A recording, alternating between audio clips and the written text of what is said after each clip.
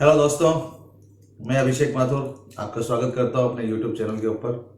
और जैसा कि मैंने आपसे वादा किया था कि मैं अपने अगले शो के अंदर एक आपको बहुत बढ़िया व्यक्ति, एक पर्सनालिटी से मिलाने जाऊंगा जिनकी लाइफ के बारे में जान करके आपको निश्चित रूप से प्रेरणा मिलेगी।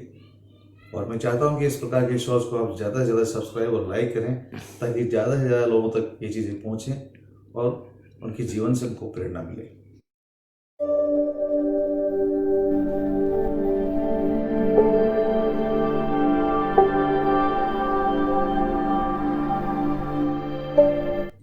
मैंने मेरे इस आज के इस शो के अंदर जिस व्यक्ति को चुना है, उन्हीं को क्यों चुना है, ये आपको धीरे धीरे जब आप इसमें आप जुड़ेंगे हमारे साथ, इसको पूरा सुनेंगे, शो को देखेंगे, तो आपको मालूम चलेगा कि हमारे साथ में कुछ ऐसे लोग रहते हैं हमारे आसपास जिन्हें हम शायद देख नहीं पाते हैं, समझ नहीं पाते हैं। ऐसे लोगों को हम आपसे मिलाने जाएंगे और इसी कड़ी में मैं आपको मिलाने जा रहा हूँ हमारे दोस्त मोहित शर्मा जी से।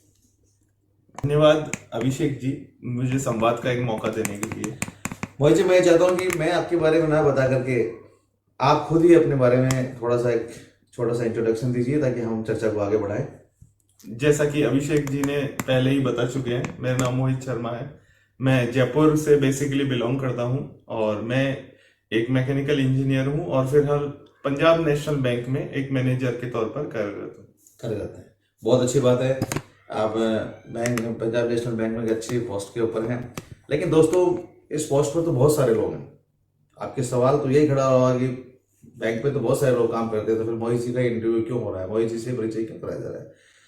तो मैं चाहूंगा मेरे मित्र जो इसकी वीडियोग्राफी कर रहे हैं वो एक बार इधर वीडियो करेंगे कि हमारे जो मोहित जी हैं वो फिलहाल एक व्हील चेयर के ऊपर अपने जीवन को गुजार रहे हैं। ये इनकी साथी है जो कई सालों से इनका साथ दे रही है। और मैं जब मिला था पहली बार तो इस चेयर के साथ ही इनसे मिला था और बहुत इंस्पायर हुआ था इनसे कि इनका जो इसके ऊपर भी जो मतलब ये इनके आज के टाइम में लैग की तरह काम करती है।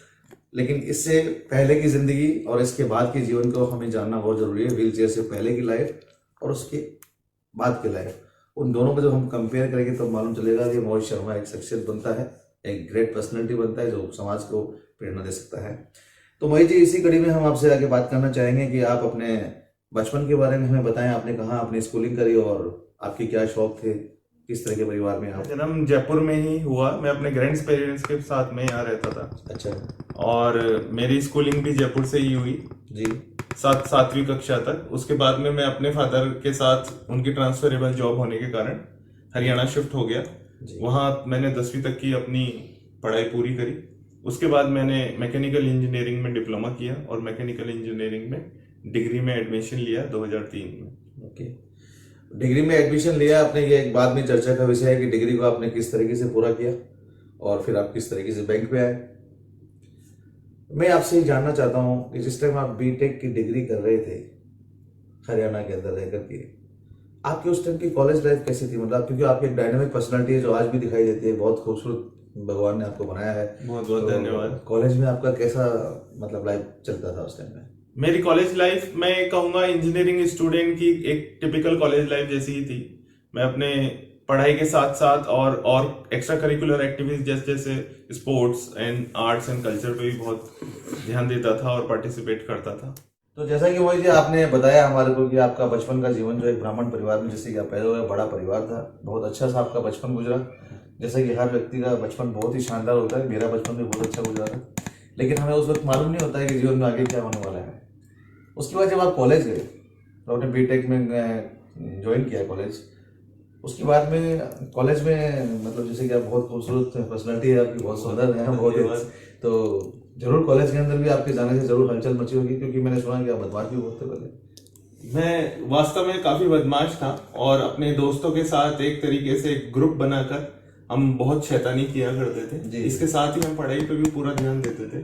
कॉलेज लाइफ को एट द एक्सट्रीम मैंने जितना भी एक टिपिकल कॉलेज, इंजीनियरिंग कॉलेज में एक इंजीनियरिंग स्टूडेंट जितना डायनामिकली एंजॉय कर सकता है वो पूरा मैंने एंजॉय किया। उसके साथ ही पढ़ाई भी मैंने कंप्लीट करी है अपनी। ओके, कॉलेज में आपने पढ़ाई भी कंप्लीट करी। तो मैं एक सवाल यही आपसे पूछना चाहता हूँ कि जो बच्चे बीटेक करते हैं, जो करने की सोच रहे हैं, तो थोड़ा सा आप यही बताइए कि क्या बीटेक में किस प्रकार की मुश्किलें आती हैं कॉलेज जाने से पहले और कॉलेज जाने के बाद में। बीटेक में सबसे बड़ा है कि जैसे ही अपना कॉलेज स्टार्ट होता है तो एकदम से हमें एक फ्रीडम का एहसास होता है, लेकिन उसके साथ हमें ये भी ध्यान में रखना चाहिए कि लाइफ में सभी चीजों को बैलेंस रखना जरूरी है, इसलिए पढ़ाई से अपना ध्यान ना हटने दे और कुछ ना कुछ एक्स्ट्रा करिकुलर क्रिएटिव सीखने का जरूर कोशिश करें। जरूर, बिल्कुल। और अपनी एबिलिटीज को शार्प करें, अपने स्किल्स को शार्प करें और मार्केट डिमांड के हिसाब से अपने आप को अपडेट करते रहें। और इंजीनियरिंग में जो आपकी जनरल स्टडीज है उसको भी कंटिन्यू करते हुए टाइम पे कंप्लीट करने का सब कुछ। तो दोस्तों, जैसा कि अभी तक अपन ने जो चर्चा करी उसमें ये आया कि कॉलेज टाइम में ये जब बिल्कुल फाइनल ईयर के आसपास चल रहे थे तो एक ऐसा एक्सीडेंट हुआ। ऑटो में जा रहे थे, थोड़ा लेट जा रहे थे कॉलेज। ऑटो में जाना था जो होने को जो मंजूर होता है, कॉलेज बस का मिस होना, ऑटो का आना, और एक ऐसा एक्सीडेंट हुआ कि उसमें ऑटो बैलेंस खो चुका था और वो पूरा पलट गया, इनके ऊपर आ गया। फिर इसके अंदर इनके स्पाइन में चोट आई। उसके बाद में चोट आने के बाद में कि जो आपकी जो इंजरी के बारे में कब पता चला और कैसे कैसे आपने इसके लिए ट्रीटमेंट के लिए कहाँ आप जिससे गए थे आप? मैं इमिडिएटली चोट लगने के बाद में मैं बेहोश हो गया था और जब तक मुझे होश आया तब तक मैं एक हॉस्पिटल में इमरजेंसी वार्ड में था। मेरे पेरेंट्स को सूचित कर दिया गया था जी।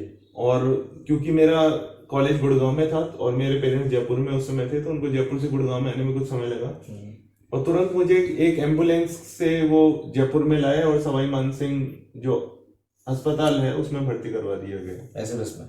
ठीक है। उसके 5 दिन बाद मेरे स्पाइन का ऑपरेशन हुआ और उसके बाद मैं लगातार 2 महीने के बेड रेस्ट पर एसएमएस हॉस्पिटल में ही रहा जी। और तब तक मुझे ये आभास हो गया था कि मेरी स्थिति जो कि पैरालिसिस हो गया है शरीर, उसमें कोई खास चेंजेस नहीं आ रहे थे और मैं अपने पैरों को मूव करने में असमर्थ था। यानी कि अगर अपन इसको शॉर्ट एंड स्वीट में बताना चाहें तो ये बताना चाहते हैं कि दोस्तों उस एक्सीडेंट के बाद में और मोहित जी का जो नीचे जो वेस्ट के नीचे वाली जो पोर्शन है वो मूवमेंट बंद हो गया उसका और इनको टोटली व्हील चेयर के ऊपर। तो अभी तक हमने जाना कि इन्होंने बचपन में क्या किया और जवानी में क्या किया, जो सभी लोग करते हैं। यहाँ तक कि अगर जीवन इनकी जिंदगी इतनी होती तो मैं जरूर इनको इस शो में नहीं लेके आता। इनके शो में आने की अगली वजह अब ही शुरू होती है, जहाँ से मैं अब आपको बताने वाला हूँ कि इनके लाइफ में यहाँ से कितना बड़ा यू टर्न होता है। जब एक लड़का बीटेक कर रहा हो, सिलेक्शन हो गया, बीटेक 2-3 साल कंप्लीट कर चुका हो, उसके सपने उसके सामने खड़े हैं कि वो 2 साल बाद में अपनी डिग्री कंप्लीट कर रहा है, उसको एक बहुत बड़ा पैकेज मिलने वाला है, बहुत बड़ी इंडस्ट्री उसका वेट कर रही है और वो बहुत कुछ सोच रहा होता है, मुझे वहाँ जाना है, बाहर जाना है, विदेशों में जाना है। उसी टाइम में एक ऐसा एक्सीडेंट होता है जो मोहित जी की जिंदगी को बिल्कुल चेंज कर देता है और उसी वजह से उस एक्सीडेंट के बाद में जो इन्होंने स्ट्रगल किया जो आज हम जानेंगे, उसी की वजह से ये इतने ग्रेट पर्सनालिटी मेरी नज़र में बनते हैं। तो मोहित जी, मैं आपको इसी बात में आगे बढ़ा आपसे पूछना चाहूँगा, हालांकि मैं आपके उन जीवन की उन चीज़ों को टच करने की कोशिश कर रहा हूँ जिनको शायद आप याद करना नहीं चाहोगे कभी, लेकिन मैं चाहता हूँ कि उन सब चीज़ों का समाज को, दुनिया को मालूम चलना चाहिए कि आपने किस प्रकार के जीवन को गुजरे हो, आप किस क्रिटिकल लाइफ से निकल के आप यहाँ पहुँचे हो। तो आप बताइए वो क्या ऐसा क्या हुआ था कि आपको मतलब व्हील चेयर पे आए आप और आज आप चल नहीं पा रहे हो, आज भी आप चल नहीं पाते हो, तो वो ऐसा क्या हुआ था उस टाइम? जब मैं अपनी इंजीनियरिंग के लास्ट ईयर में था तो एक प्रैक्टिकल देने के बाद जिसमें मैं लेट हो गया था तो मैंने अपनी कॉलेज बस मिस कर दी और अपने कुछ साथियों के साथ, क्योंकि मेरा रोल नंबर सबसे लास्ट में था, तो मैं जो कॉलेज के यूजुअल टाइम को एक्सीड करके 3 बजे जो बस जाती थी उसको मिस करके मैंने 4 बजे तक मैं उस प्रैक्टिकल में बिजी रहा, जिस कारण मुझे एक ऑटो लेना पड़ा अपने दोस्तों के साथ। जी जी।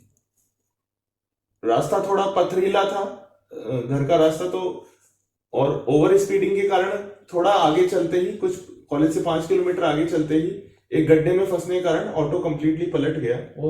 यानी कि ऑटो बिल्कुल एकदम पलट गया? हाँ, और मैं उस समय ऑटो और सड़क के बीच में दब गया, जिस कारण मेरी स्पाइन क्षतिग्रस्त हो गई। कि जब ऑटो पलटा तो ऑटो के नीचे आप आ गए, आपके ऊपर पूरा ऑटो आपके ऊपर आ गया और आपकी स्पाइनल पे चोट लगी। स्पाइन क्षतिग्रस्त हो गई थी और भी चोटें आई थी, पर स्पाइनल इंजरी मेन उन सब चोटों में से थी।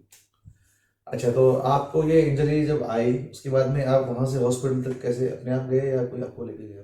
मोहित जी, जैसे कि आपको बहुत एक एक्सीडेंट हुआ, उसके बाद में आपके बहुत सारे हॉस्पिटल्स में आपने ट्रीटमेंट कराया अपना, और उसके बाद में ये रिजल्ट आया कि आपको अपने आगे की जीवन जो है वो व्हील चेयर पर ही गुजारना पड़ेगा।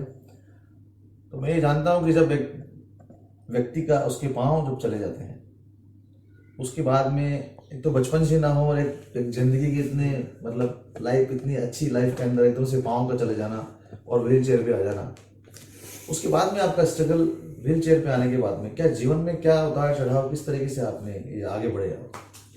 हॉस्पिटल में 2 साल गुजरने के बाद मैं कंप्लीटली डिप्रेशन की स्टेट में आ गया था, क्योंकि मैंने हर जगह इलाज करवाने की कोशिश करी, भले ही वो जयपुर में हो, बेंगलोर हो, दिल्ली हो, चेन्नई हो, और विभिन्न प्रकार के आयुर्वेदिक, एलोपैथिक, होम्योपैथिक सारे ट्रीटमेंट लेने के बाद मुझे एक चीज समझ में आ गई थी, और डॉक्टर ने भी मुझे क्लियरली बता दिया था कि अब आपकी स्थिति में कोई इंप्रूवमेंट नहीं आने वाला है, आपको जिंदगी ऐसे ही बितानी है जी। और ये चीज मैं एक्सेप्ट करने को बिल्कुल भी रेडी नहीं था। बिल्कुल कोई भी नहीं करता। इस वजह से मैं अपने अंदर से इस चीज को एक्सेप्ट नहीं करता था और बहुत ही एक डिप्रेशन वाले स्टेट में चला गया था करीब 3 साल के लिए। अगर अपन इसको यूं समझेंगे, आपका खुद से ही एक लड़ाई शुरू हो गई थी अपने आप से ही। हाँ, एक अंतर्द्वंद स्टार्ट हो गया था, जिसके अंतर्गत मुझे ये लगता था कि नहीं, मैं इस तरीके से जिंदगी नहीं जी सकता हूँ, क्योंकि मैंने जिंदगी के 20 साल अपने पैरों पे चलते हुए हंसी खुशी उछलते कूदते बिताए, और अचानक मैं व्हील चेयर पर अपनी जिंदगी बिताने लगा, तो वो उस चीज को मैं एक्सेप्ट करने को रेडी नहीं, बिल्कुल कोई भी एक्सेप्ट नहीं कर सकता। अगर किसी का एक हाथ भी चला जाए, एक आंख भी चली जाए, तो आपने तो दोनों पाँव को एक प्रकृति खो ही दिया था, तो बहुत बड़ा आपने स्ट्रगल किया है। मैं तो अगर सोचता भी हूँ तो मेरे रोंगटे खड़े हो जाते हैं। तो आपका स्ट्रगल, मेरे को ऐसा भी, जैसे आपके साथ में कई बार बैठा हूँ तो मुझे ऐसा भी लगा कि व्हील चेयर पे आने के बाद में बड़े इरिटेट से हो गए थे आप, बहुत अपने आप से लड़ना और घर वालों से लड़ना, ऐसा भी कुछ आपकी लाइफ में हुआ क्या? मेरे घर वाले भी मेरे साथ साथ बहुत ही परेशान हो गए थे मेरी स्थिति से, और मैं काफी फ्रस्ट्रेट रहता था, मैं झुंझलाहट से भरा हुआ था, काफी गुस्से में रहता था, मैं हर किसी पे चिल्लाता था, और मैं किसी से भी मिलने जुलने की स्थिति में मैंने अपने आप को आइसोलेट कर दिया था एक कमरे के अंदर, और इस प्रकार से मैंने कुछ साल अपनी जिंदगी आइसोलेशन में बिताई, क्योंकि मैं एक अपनी खुद की ही सपनों की दुनिया में खोए रहता था जहां पर मैं चल सकता।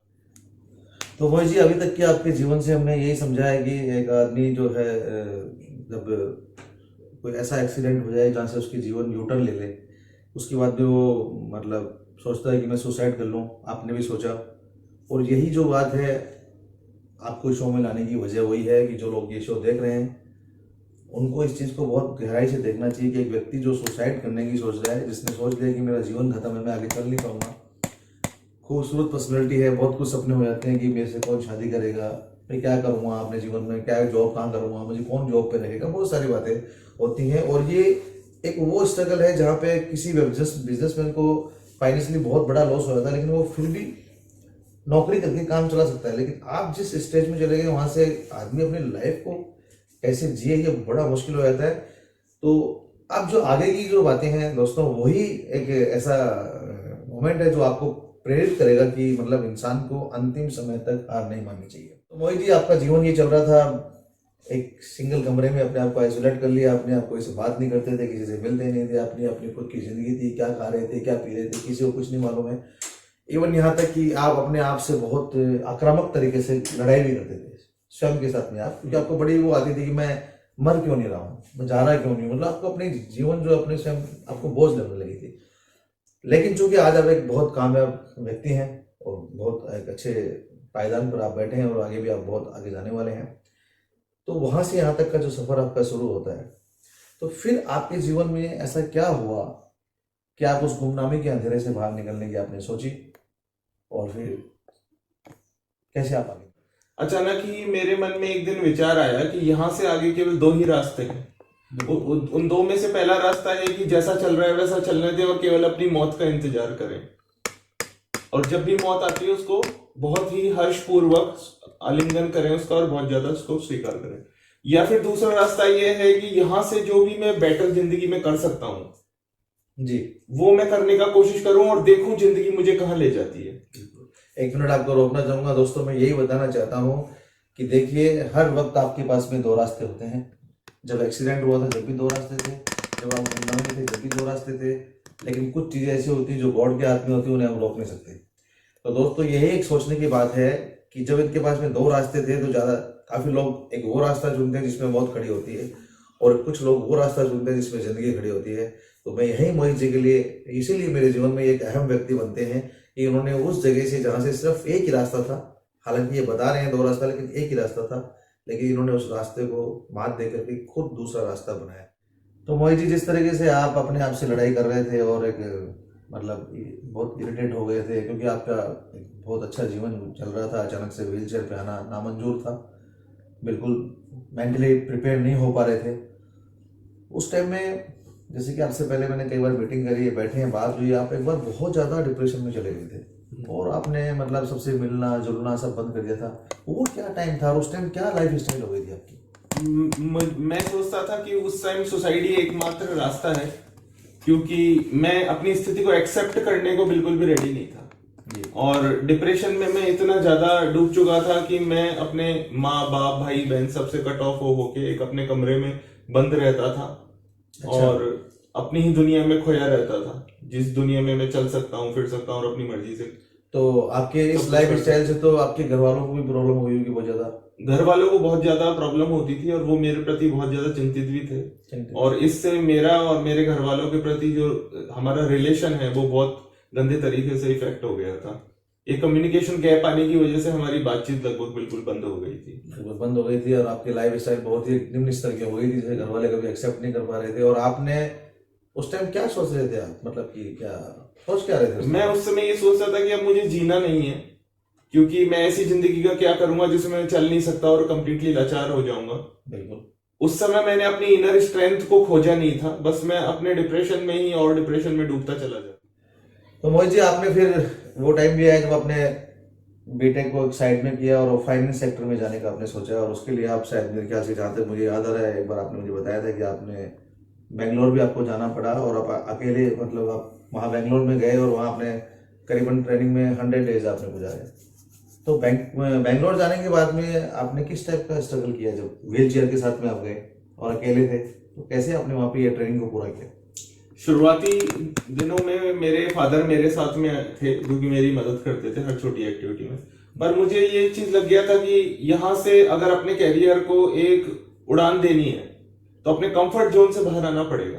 तो मैंने अपने फादर को घर भेज दिया, जो कि जयपुर था। मैंने कहा मैं यहाँ से अकेला ही रहूंगा और अपनी जो भी स्ट्रगल है वो यहीं से खुद ही कैरी ऑन करूंगा। तो 100 दिन मैंने बिताए वहां पर। एक पीजी में मैं रहता था। कुछ मैंने दोस्त बना लिए जिनकी मदद मैं करता था और वो मेरी मदद करते थे। बिल्कुल। और 2 किलोमीटर दूर मेरा ट्रेनिंग सेंटर हुआ करता था, तो मैं खुद व्हील चेयर चलाकर 2 किलोमीटर ट्रैफिक के बीच में भी कई बार चले 2 किलोमीटर व्हील चेयर चलाते थे आप? जी। क्या बात। और कई बार मैं और साधन जैसे टैक्सी भी ले लिया करता था। इसमें कुछ दोस्तों का भी बहुत अहम योगदान रहा कि मैंने सक्सेसफुल ट्रेनिंग कंप्लीट करी और फिर अपनी जॉब को स्टार्ट किया। और आप फिर ट्रेनिंग करने के बाद में आपने ज्वाइन किया, डॉइचे बैंक ज्वाइन किया और आपने फिर जयपुर ही लिया होम टाउन। तो मोहित जी, जैसे कि मुझे तो ऐसा लगता है कि अगर मैं आपकी जगह होता तो मुझे तो एक ही रास्ता नजर आता, सिर्फ कि ये जिंदगी बेकार है, किसी काम की नहीं है। लेकिन आपको जो दूसरा रास्ता नजर आया उसके बारे में बताइए। मुझे दूसरा रास्ता ये नजर आया कि यहाँ से जो भी बेहतर जिंदगी को बनाया जा सकता है। हालांकि मुझे ये पता था कि अब मैं चल तो नहीं पाऊंगा, क्योंकि मैं एक इनक्योरेबल कंडीशन से ग्रस्त हो चुका था। लेकिन तब मुझे ये रियलाइज हुआ कि केवल चलना ही सब कुछ नहीं होता है। जीवन में और भी बहुत चीजें हैं और भी बहुत चीजें एक्सप्लोर करने को है। तो वहां से मैंने एक अलग ही जर्नी अपनी स्टार्ट करी और पॉजिटिविटी की तरफ अपनी लाइफ को धकेलना स्टार्ट किया। Very good. पॉजिटिविटी की तरफ आपने जब धकेलना शुरू किया, फिर आपको किस तरह की परेशानियां आई और कैसे आपने उनको? मैं एक मैकेनिकल इंजीनियर हूं, तो मेरे लिए अब हैवी मशीनरी से डील करना है, जो भी एक टिपिकल वर्क होता है मैकेनिकल इंजीनियर का, वो पॉसिबल नहीं था। तो सबसे पहले मैंने अपने कैरियर का रास्ता मोड़ना स्टार्ट किया और मैंने फाइनेंस की स्टडी स्टार्ट करी। इस संदर्भ में मैंने पहले तो अपने बेस पर नॉलेज गेन करी, उसके बाद फाइनेंशियल इक्विटी ट्रेडिंग में मैं नॉलेज गेन करने लगा और उसके बाद मैंने एक बहुत ही प्रख्यात इंटरनेशनल बैंक है डॉइचे बैंक, उसमें मैंने एज अ ट्रेनी। तो देखिए दोस्तों, किस तरीके से इंसान की जिंदगी में इन यूटर्न पे यूटर्न आ रहे हैं। पहले बीटेक किया, फिर एक्सीडेंट हुआ, फिर इन्होंने इंजीनियरिंग को छोड़ा इसलिए क्योंकि इनको ये लगता था कि मैं मशीनों के साथ खेल नहीं कर सकता। इन्होंने फाइनेंस के सेक्टर को चुना और इन्होंने अपनी ट्रेनिंग करी। ये बताना भूल गए, लेकिन मैं आपको बताना चाहूँगा कि इन्होंने अपनी बैंकिंग के लिए इंटरनेशनल बैंकिंग की ट्रेनिंग बेंगलोर से करी थी, जहाँ पे इन्होंने 100 डेज लगभग ही बेंगलोर। तो मोहित जी, आपने अपने उस जो स्ट्रगल आपने शुरू करा 2011 में, उसको धीरे धीरे आप पीछे छोड़ते जा रहे थे। और दोस्तों मैं आप लोगों को ये बताना चाहता हूँ कि देखिए आप ये कितना बड़ा सेक्रीफिकेशन है कि जब इन्होंने बेंगलोर में जब 100 डेज ट्रेनिंग पे गए, इन्होंने खुद ये डिसाइड किया कि अब मुझे अकेले रहना है और मुझे अकेले ये सर्वाइव करना है। और यही एक बहुत बड़ा ये पॉइंट जो क्लिक करता है, इस टाइप का जो डिसीजन अपने जीवन में लेते हैं वही आगे कामयाब होते हैं, जो मोहित जी ने लिया। तो मोहित जी आपने वहाँ से ट्रेनिंग पूरी करी, उसके बाद में आपने डॉइचे बैंक ज्वाइन किया और जयपुर आए आप।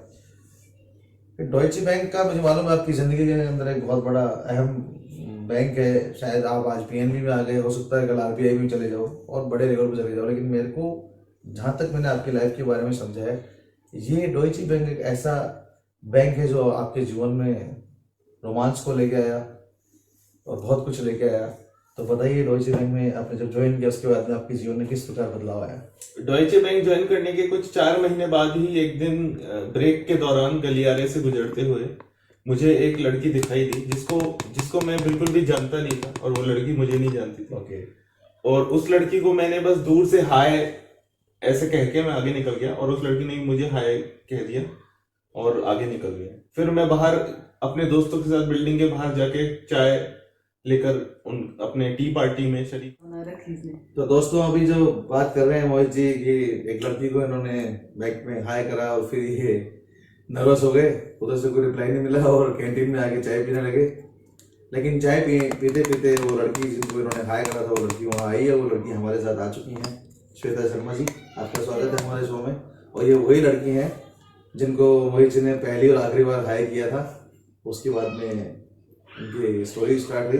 तो श्वेता जी आप ये बताएं कि जब इन्होंने आपको डॉइचे बैंक में जो आपको फर्स्ट टाइम देखा और आपको हाय करा और फिर ये जिस तरीके से नीचे आ गए, तो फिर आप वहाँ क्यों गई? आप क्या आपके मन में ऐसा आया कि आप फिर कैंटीन में गई इनसे बात करने के लिए? एक्चुअली इनकी तरफ से वो हाय था फर्स्ट टाइम, बट बैकग्राउंड में ये था कि इनके हाय बोलने से 10 या 11 दिन पहले से मैं इनको नोटिस कर रही थी। तो मैंने इनको फर्स्ट टाइम देखा था, ये हम लोगों की जो बिल्डिंग है ऑफिस की आमने सामने है, तो ये मेरे जस्ट अपोजिट बिल्डिंग में इनका डिपार्टमेंट था। ये अपने कुछ कलीग्स के साथ जो कि कुछ फॉरेन ट्रेनर्स भी थे उनके साथ बाहर निकल रहे थे। और मैंने जब देखा मुझे लगा कि भाई कोई फॉरेन ट्रेनर है। एक इंस्टिंक्ट था मेरा कि मैं इनको नोटिस करती चली गई उस टाइम से। नहीं, वो तो इनकी पर्सनालिटी ऐसी है। हाँ, इनको हर कोई नोटिस करता है। एग्जैक्टली। उसके बाद में अचानक से जब इन्होंने हाय बोला तो मैं रियलाइज ही नहीं कर पाई उसको, मैं हाय बोल के चली गई। फिर मैं वापस आई तब मेरे को ये लगा, मैंने कहा यार इस लड़के को मैं बहुत टाइम से नोटिस कर रही हूँ, इसी ने मेरे को हाय बोला है। फिर जैसे कि इन्होंने बताया कि चाय पी कर ही आए और हम मिले। और फिर जस्ट मैं एग्जैक्ट मुझे याद है कि मैं 7 कदम चली और मैंने इनकी चेयर घुमाई लॉबी में और मैं अपने नीज पे बैठ गई और मैंने इनको बोला कि I want to marry you. और ये बिना कुछ बोले अपनी गर्दन नीचे करके चले गए। उसके बाद ये मिले नहीं मुझे, 2-3 दिन छुट्टी पे रहे। उसके बाद में फिर ये वापस आए और काफ़ी सारे एविडेंस कलेक्ट करके कि कैसे जैसे मैं इसको रिजेक्ट कर दूँ या मेरे से ये डिनाई कर दे इस चीज़ से कि ये मेरे से शादी करना चाहिए। तो ये अपने डॉक्यूमेंट्स लाए बहुत सारे बैग भर के, जिसमें काफ़ी सारे स्कैन और ये सब थे, और एक्सप्लेन किया कि मेरी इंजरी है, मेरे लाइफ का कोई भरोसा नहीं है, मैं तो कभी भी मर सकता हूँ, कुछ भी हो सकता है। तो मैंने तो एक ही लाइन बोली, मैंने कहा आज शादी करो कल मर जाओ, मेरे को कोई दिक्कत नहीं, शादी मैं तुमसे ही करूँगी और टाइम भी ले लो अपना, मुझे कोई ज़रूरी नहीं है कि तुम आज ही हाँ बोलो, पर मैं तुम्हें दोस्त नहीं बन सकती। उन्होंने बोला कि वी कैन बी फ्रेंड्स। तो मैंने बोला फ्रेंड तो मैं तुमको नहीं बना सकती, तो तुम अपना टाइम ले लो, जब तुमको सही लगे तब मुझे हाँ बोल देना, लेकिन मैं शादी तुमसे ही करूँ। तो दोस्तों आपने देखा किस तरीके से मोहित जी ने अपना लाइफ स्टाइल के बारे में बताया, किस तरह धीरे धीरे इन्होंने स्ट्रगल किया और अब ये हम इनके जीवन के उस टाइम को बता रहे हैं जब इनकी ज़िंदगी में रोमांच शुरू हुआ। और इनको श्वेता जी ने पहली बार बैंक में देखा और उसके बाद में इन्हें एक ही लाइन में एक ही बात बोला, कोई आई लव यू नहीं, कुछ नहीं, मुझे सिर्फ आपसे शादी करनी है और आपसे ही करनी है और आपसे ही करूँगी, वरना शादी नहीं करूँगी। उसके बाद में मोहित जी ने काफ़ी सारे एक्सक्यूज भी दिए, हालांकि मैं तो बहुत हंसता हूँ यार, अगर मैं क्या, कोई भी इंसान होता तो शायद एक बार में हाँ कर देता। उस टाइम में हर आदमी को एक सहारा चाहिए, लेकिन मोहित जी बहुत समझदार व्यक्ति थे, बहुत समझदार व्यक्ति आज भी है। और ये उनकी समझदारी है कि उन्होंने उस टाइम पूरा टाइम दिया श्वेता जी को ये समझने के लिए कि जिसके साथ वो जिंदगी गुजारने की सोच रही है उस व्यक्ति की लाइफ कितनी क्रिटिकल है। तो श्वेता जी आगे बताइए फिर क्या इन्होंने, कैसे ये आपका आगे सिलसिला बढ़ा? फिर जैसे इन्होंने मना कर दिया, मना करने के बाद में मैं मानी नहीं, ओके तो एक गैप क्रिएट हो गया हमारे बीच में, क्योंकि इन्होंने बोला था कि हम फ्रेंड्स बन सकते हैं और मैं फ्रेंड बनना नहीं चाहती थी। तो कभी कभी हम थोड़ा मिलते, जोर से बोलो ठीक है। कभी कभी हम मिलते थे, हाय हेलो करते थे, बस इतना ही था। फिर इनसे मिलने के बाद जब वैलेंटाइंस डे आया तब मैं इनके घर गई अपनी तरफ से इनिशिएटिव लेके ओके कि क्या पता कुछ इम्पैक्ट हो। मैं गई बट ऐसा कुछ मुझे इम्पैक्ट लगा नहीं। बस हाँ, उस दिन हमारा एक डिस्कशन जरूर हुआ था कि एक जनरल कॉन्वर्सेशन उसी रिगार्डिंग शादी और ये सब चीज़ों को लेके कि गैप क्रिएट हो गया है, हमने आपस में बात करी। फिर उन्होंने उसी दिन मुझे ये बात बोली थी कि जिस दिन मुझे लगेगा ना कि मुझे तुमसे शादी करनी चाहिए मैं तुमको बता दूंगा। तो वहीं हमारी कॉन्वर्सेशन एंड हो गई, मैं अपने घर चली गई। फिर थोड़ा टाइम गुजरा, 1-1.5 साल। फिर एक दिन मैं ट्रैवल कर रही थी तो अचानक से मेरे पास कॉल आया इनका और मेरे को बोलते हैं कि तुमको याद है मैंने तुमसे बोला था कि जिस दिन मुझे लगेगा कि मुझे तुमसे शादी कर लेनी चाहिए, तो आज मुझे लग रहा है ऐसा कि मुझे तुमसे शादी कर लेनी चाहिए। लेकिन मैं बीच में आपको यहाँ पे रोकना चाहूंगा श्वेता जी एक बार, क्योंकि एक बड़ा एक ऐसा सवाल है जो कि मतलब मैं वैसे ही पूछ रहा हूँ और मेरे ख्याल से हर इंसान के जीवन में अगर वो जब भी आपसे आप दोनों की लाइफ को समझेगा तो एक क्वेश्चन तो जरूर खड़ा करेगा कि वो एक कौन सी ऐसी मतलब एक कोई विशेष बात है, कोई सी कौन सी चीज थी जो मतलब एक आपने मोहित जी की जिस हालात में आपने इनको पसंद किया। तो श्वेता जी एक क्वेश्चन जो मेरे मन में भी कई बार आता है और मैं सोचता हूँ कि मेरे अलावा यदि कोई भी इंसान इस सृष्टि के अंदर होगा आज के टाइम में तो वो एक सवाल जरूर बन जाता है। जब भी कोई आपको पसंद करता है तो कोई ना कोई उसका रीजन वजह तो होती है। आप भी चूंकि एक बहुत खूबसूरत पर्सनालिटी हो और मोहित जी तो खैर खूबसूरत है, लेकिन एक एक्सीडेंट की वजह से उनकी खूबसूरती में थोड़ा सा कमी आई। लेकिन आपने इस कंडीशन में जहाँ आप एक बहुत डायनेमिक पर्सनालिटी को लेकर चल रही हो, जॉब कर रही हो, वहाँ पे आपने के मोहित जी को आपने चुना, तो मतलब वो हमारे दर्शकों के लिए जानना जरूरी है कि एक मतलब सक्सेस जो महिला होती है वो मतलब पूरे जीवन भर के लिए आपने मतलब मोहित जी को चुना। तो ऐसा मतलब आपको मोहित जी में ऐसी क्या चीज़ नजर आई आपको कि जिससे आपको लगा सिक्योर फील हुआ कि मैं पूरा जीवन इनके साथ गुजार सकती हूँ। मुझे नहीं पता मतलब कि ये कितना एक्सप्लेन कर पाएगा इस क्वेश्चन को और जस्टिस कितना कर पाऊंगी मैं, लेकिन मैं इतना जरूर कहूंगी कि मैंने जब इनको चेयर पे देखा तो तब से लेके आज तक भले ही ये चेयर पे लगते होंगे लोगों को, मुझे ये लगता है कि बैठे हैं, ये जब चाहे तब खड़े हो सकते हैं। जो आदमी बैठ के इतना प्यारा इतना मोटिवेटेड है कि मेरी चेयर मेरा उसकी मतलब वो जो बैठे हैं ये चेयर पे, तो इनका मेजर पार्ट चेयर ही है, चेयर ही दिखाई देती है। उसके बावजूद मेरा उस चेयर पे ध्यान नहीं गया, तो सोचो ये पर्सनैलिटी कैसी होगी। तो पर्सनैलिटी है, कुछ इंस्टिंक्ट था जिसकी वजह से मुझे भी मतलब मैं खुद नहीं समझ पाई आज तक कि क्या ऐसी चीज थी। मतलब अगर हम दबे शब्दों में कहें कि देखो प्यार हो गया था, हाँ, और जब प्यार होता है तो उसके बाद में चेयर तो मेरे को तब भी नजर नहीं आई थी। बाद में होती है ये रियल लव है। मुझे भी ऐसा लगता है कि वाकई में ये सच्चा प्यार है। और खैर मेरे को तो बहुत खुशी होती है और दर्शकों को भी बहुत अच्छा लगेगा कि श्वेता जी जैसी वाइफ मोहित जी को मिली है। तो अभी मोहित जी जैसे हस्बैंड मेरे को मिले हैं। बिल्कुल बिल्कुल। दोस्तों हम आपको ये बताना चाहते हैं कि श्वेता जी ने अभी एक और इन्होंने जो मोहित जी के लिए मैं दोनों के लिए कहना चाहूँगा कि जितना जीवन में इन्होंने स्ट्रगल किया है उससे ज़्यादा ईश्वर इन दोनों को भगवान दे रहा है। और उसका कारण भी ये है कि इन्होंने संघर्ष बहुत किया है। कैसे कैसे दे रहा है आपको बताया है कि इतनी अच्छी सोसाइटी के अंदर इन्होंने अपना खुद का एक विला है और पूरी फैमिली चला रहे हैं मोहित जी। और अभी इनको एक मैं कॉन्ग्रेचुलेशन देना चाहूँगा। धन्यवाद। पुत्र रत्न की प्राप्ति हुई। मेरे अच्छे दोस्त हैं और लगभग कितने महीने का बच्चा हो गया? 1.5 महीने का हो गया और मैं आज ही मिलने आया हूँ, आज ही घर में आया हूँ। और मतलब श्वेता जी इसलिए थोड़ा सा ड्रेसअप नहीं हो गया ही है क्योंकि ये बच्चे की केयरिंग ज़्यादा कर रही हैं, इसलिए बाकी वैसे बहुत ही डायनामिक और खूबसूरत पर्सनैलिटी है। और श्वेता जी का हमारी मुलाकात भी इसलिए हुई थी कि जब ये सोसाइटी में आई थी तो हमारा एक ग्रुप चलता था एंटरटेनमेंट का और हमें सिंगिंग का शौक है और बाय द वे इनको भी सिंगिंग का शौक है। और मोहित जी के लिए ये गाना बहुत बार गुनगुनाती हैं, मतलब जो है कि मोहित जी के पूरा परिवार इतना इन्होंने उस गाने को गाया है कि इनकी फैमिली में अगर आप पूरे परिवार में अगर किसी को पूछो कि श्वेता जी कौन सा गाना गा सकती हैं तो वो आपको बताएंगे। तो मैं चाहता हूँ कि उस श्वेता जी उस गाने की चंद लाइनें आज आप फिर हमारे दर्शकों को बताएं। आपकी बहुत स्वीट सी वॉइस है। अजनबी कौन हो तुम, जब से तुम्हें देखा है, सारी दुनिया मेरी आँखों में सिमट आई है। क्या बात। अजनबी कौन